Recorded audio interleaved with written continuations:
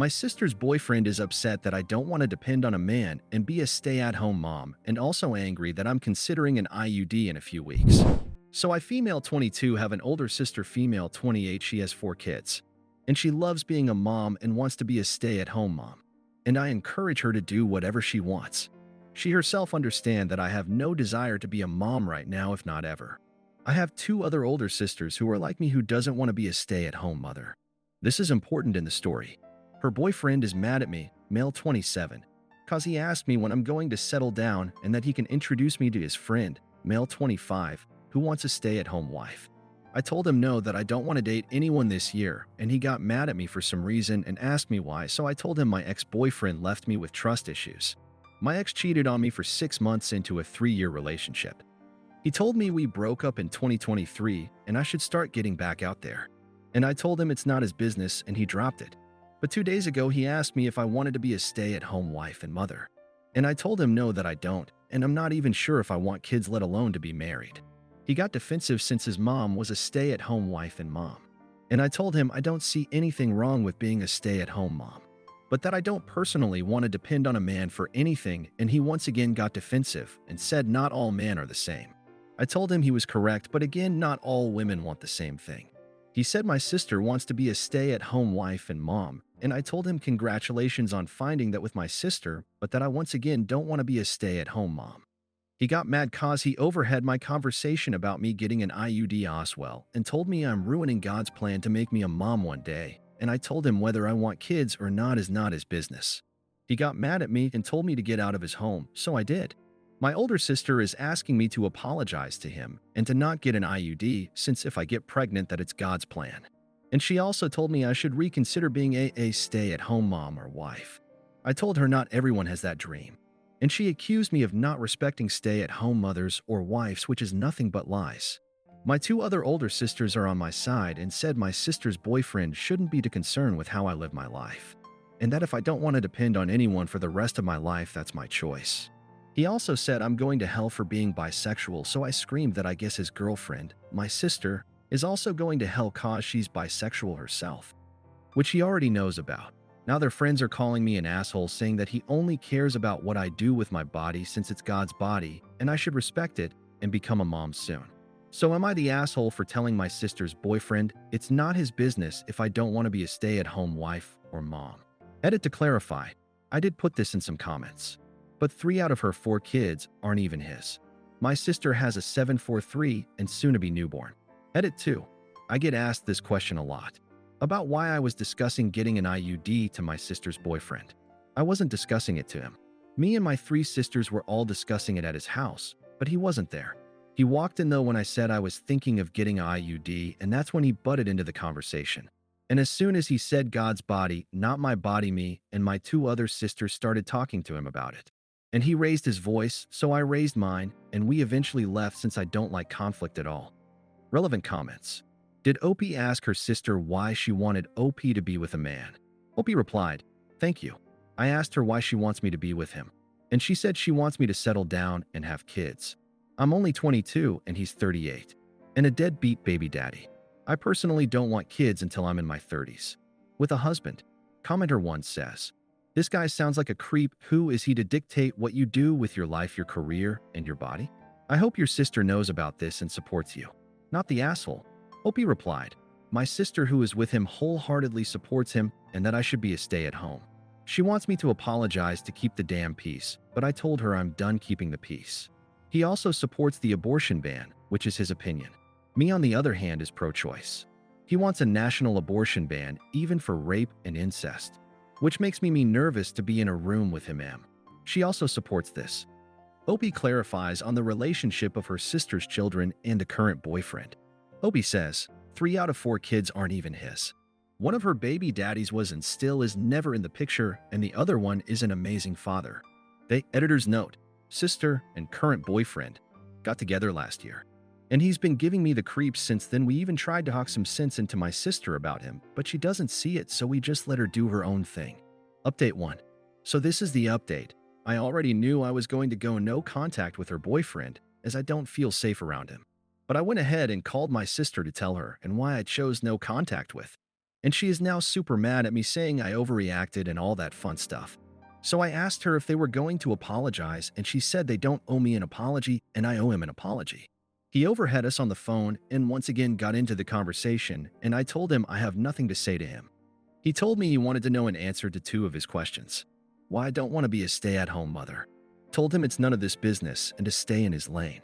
Why I don't want to date or marry his friend. Told him that he isn't my type and never will be. And to not talk to me again.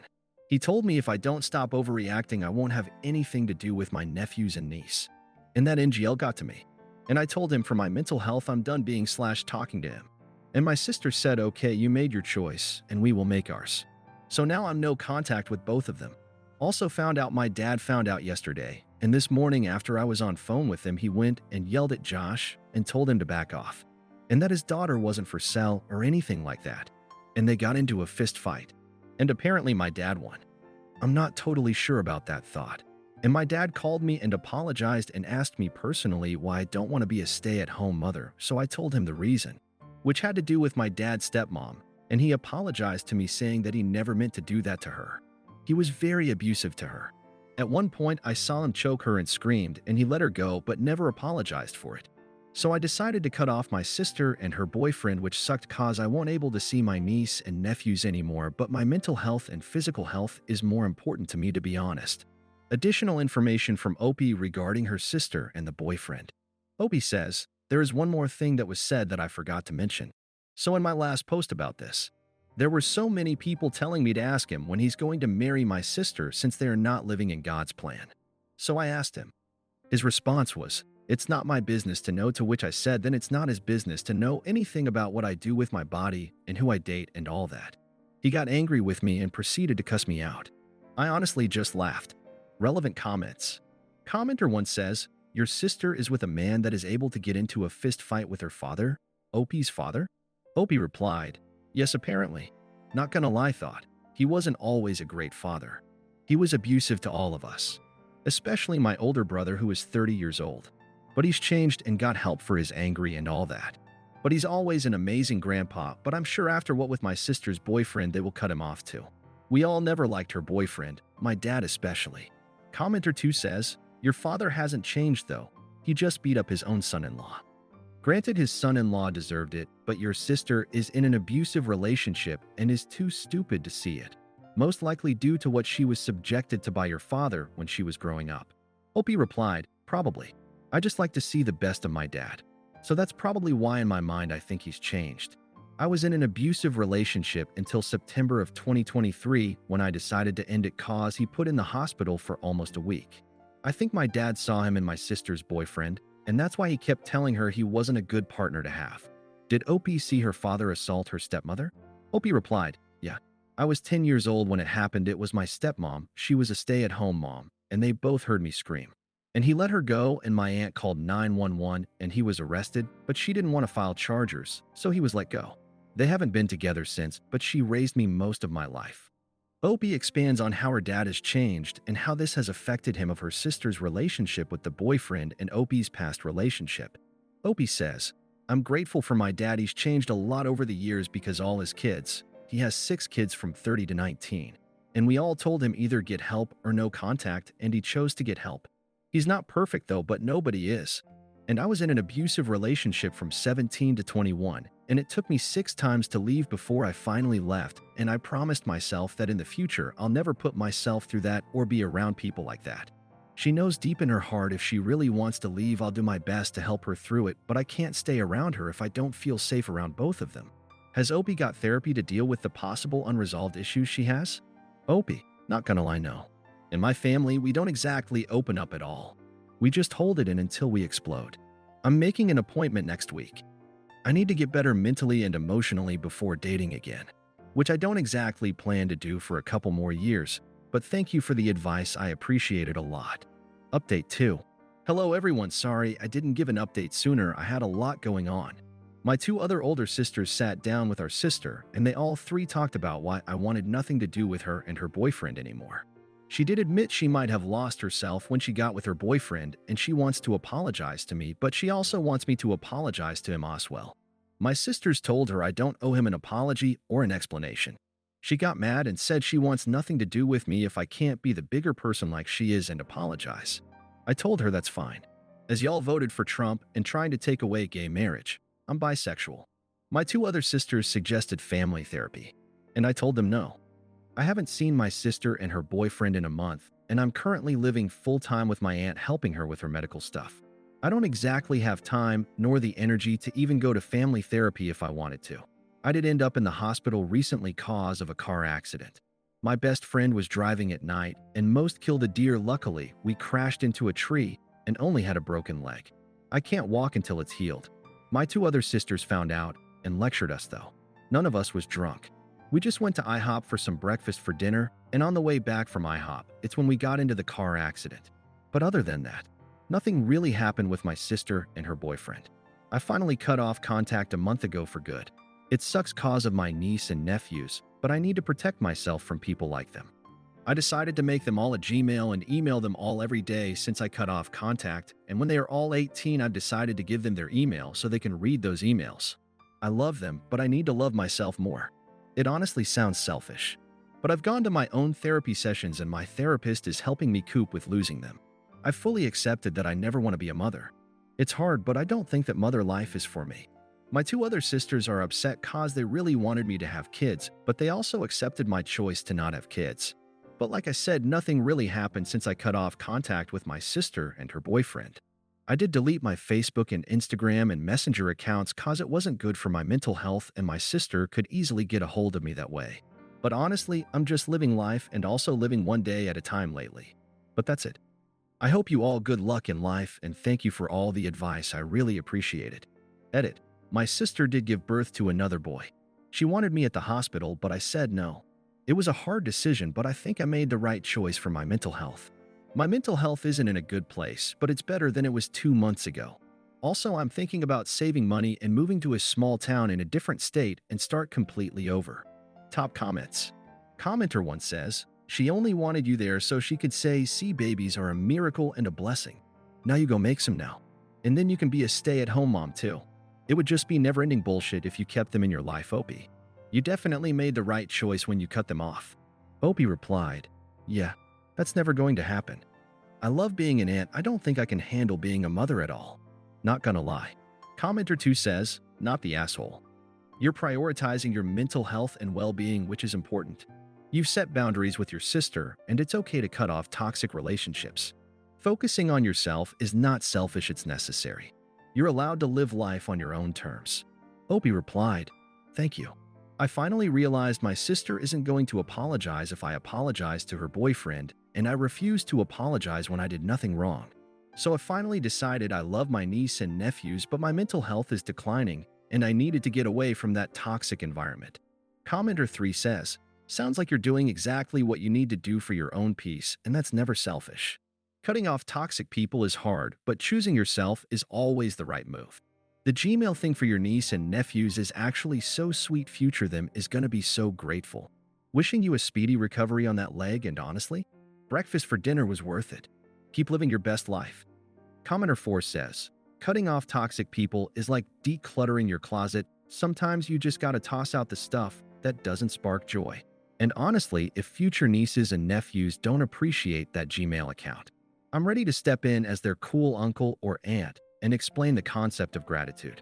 Wishing you a speedy recovery on that leg.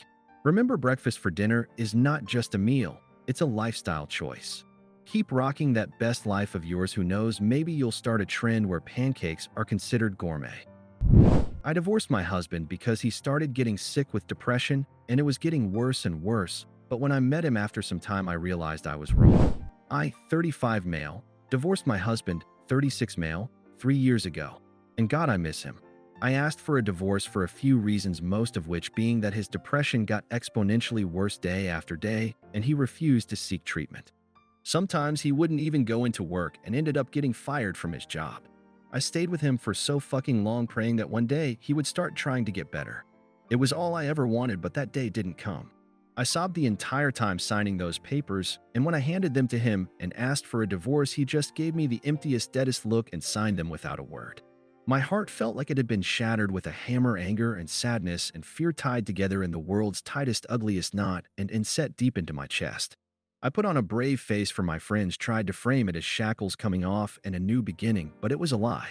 It just hurt, and it keeps hurting, and it will never stop hurting. He was my soulmate. I'll never love anyone like I loved him.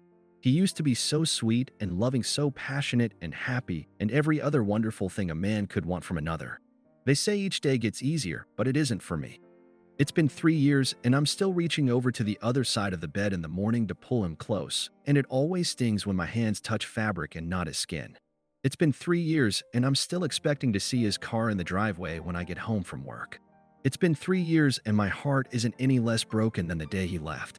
I've been stalking his socials, I'll admit. He's been getting back to the gym, started meds, and I see him smiling so genuinely in these photos. He looks so incredible. Maybe if I had just waited, he would have changed his mind and went to a doctor like he is now? Or was it me that held him down? Was I making it worse? I hope not. I want to go over to his place and just fall into his arms and beg him to take me back. Maybe he's wishing the same thing about me. If there's even a chance I could have my boy back, I feel like I should try. I'll never know otherwise. Edit. 1. I am a homosexual man. My husband is a homosexual man. I am not a woman. Yes, I know I'm effeminate and kind of emotional. Get creative. 2. My husband was a binge drinker.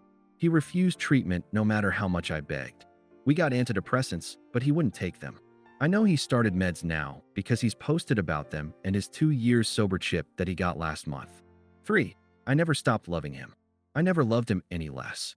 Near the end of our marriage, I started drinking to cope. The second I realized he was dragging me down with him, and I couldn't help him anymore. I didn't dip the second it got hard. Many of you are being kind of rude.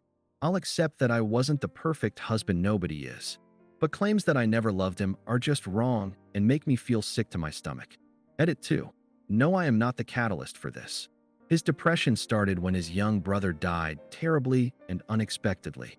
It's not because he just hated me so much. We were childhood sweethearts and had been together for years when this happened. Comments. Significant Noise 212 says, sometimes people just cannot progress until they hit rock bottom, and maybe you leaving was that for him. It doesn't necessarily mean you held him down, he just couldn't find the desire and motivation to progress while you were holding him. Don't beat yourself up. It wasn't your fault he was sick and didn't want to ask for help. In the end, we all need to want that help. Without it, all other people's efforts are worthless. In the end, if you ended amicably, you can always hit him up and ask how he feels. Maybe he'll ignore you, maybe not, but you'll know you've tried. And stop stalking him. That is keeping you from healing. Opie replied, thank you, I needed to hear a lot of this. Maybe I'll call him just to see how he's doing. He doesn't hate me, I know that much. I'd like to see him regardless. Dowager Queen Beagle says, if you do this, just be honest with yourself about your motives. Watering the Jellyfish says, the shock of divorce probably forced him to change. Chances are if you still stayed together, he would be the same. Update. Well, with Reddit's advice, I did it. A few days ago, I called my ex-husband, whom I divorced after 6 years when he refused to seek treatment for his depression. I called him later in the evening. It was the first time we'd spoken since a bit of trouble he'd had while he was still drinking 2.5 years ago. He picked up on the second ring. Our conversation was a little stilted at first, as to be expected, but he said he was really glad to hear from me. We ended up meeting up for coffee yesterday, as so many of you suggested. I'll admit, it was kind of hard to see him, but in a good way. He looked so much better than the last time I had seen him, but he looked exactly like the man I married. He had put off a ton of weight. He gained like 75-ish pounds during his struggle with depression and before some dick says, so I didn't leave him because of his weight gain. He looked way healthier and very put together. I'll just say it, he looked incredibly hot. What made it hard was that I couldn't kiss him hello like I used to. But God, the way his eyes lit up when he saw me, I barely needed to. We got our coffee and sat, and he updated me a little on his life in the last 3 years. What really turned his life around was in part the divorce, but more so a DUI. Nobody was hurt, he was caught a few blocks from his apartment. He's since gone to rehab in Al-Anon, gotten his license back, and had to use a breathalyzer whenever he started his car for a while. He hasn't had a drop of alcohol since, and I told him I was so fucking proud of him. He's also started antidepressants and made a point of telling me that they're not SSRIs, but when I asked what that meant, he got embarrassed and told me never mind. Bottom line is that they've been helping him. He's back to being a gym rat, and he's almost completely turned his life around. This was around the point I started tearing up. It just felt so good knowing he was okay. Better than okay, he was good. I also apologized to him for not sticking by him. He cut me off and said I had nothing to apologize for. He was a wreck and I was being dragged down with him. That also felt good to hear. I apologized for not contacting him much during the last 3 years. That apology he accepted. He was dating someone for a few months too. He broke up with him once he tried to get him to drink on New Year's. He seemed dismissive of the guy. Guess it wasn't too serious. We got up and went on a walk after a few hours, and I think we both realized it felt like a first date. I had to stop myself from trying to hold his hand at a few points, I'll admit. We ended up sitting on a bench in a nearby park, and I confessed. I told him I missed him more than anything, how I never stopped loving him, and how if he wanted to, I'd love to try again from the beginning this time. We'd go to couples therapy, keep our heads above the water, and take it slow. He was quiet for a minute before he told me something. He said he was doing better now, but there may be a time where he sunk low again. Depression isn't easily cured, and he was far from cured. He still had bad days, but he said there would be one difference. He promised he would never stop trying to improve. He was never going to give up like he did before and refuse to neglect me like he used to. If I was willing to accept that truth, he was willing to try again. I agreed, and he pulled me into an embrace and snuck a kiss to my temple. You know when it's the first warm day of spring after a cold, harsh winter and the soft breeze and basking sun hit your skin at the same time? It felt something like that to the 1000th degree. After a while, he walked me back to my car and squeezed my hand goodbye, and the second I got inside, I started sobbing like a baby. Happy tears, though. I'm currently sitting in bed, kicking my feet like a teenage girl, texting him back and forth to schedule an actual date. He said he'd plan everything and try his best to make up for the birthdays and anniversaries he missed.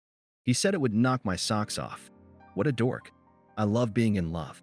Not gonna lie, this is gonna be a bit hard to explain to my friends and family. Not looking forward to those conversations, but right now I don't care. My man loves me. Thank you to everyone who had kind words to say and all the people that messaged me with sympathy and advice. I hope we all find happiness and love if we want it. I never would have made the leap if y'all hadn't encouraged me. Best of luck to all of you and sorry for the overly flowery language. Comments. Wolfchick75 says I knew a woman who divorced her husband for the same reasons. They'd had 3 kids, one whom was mentally ill. Married for 25 years. She was tired of covering up for him dealing with his shit. He was losing clients, etc. So she kicked him to the curb. 3 years later, he'd gotten sober counseling. They remarried. She loved the person, not the drunk.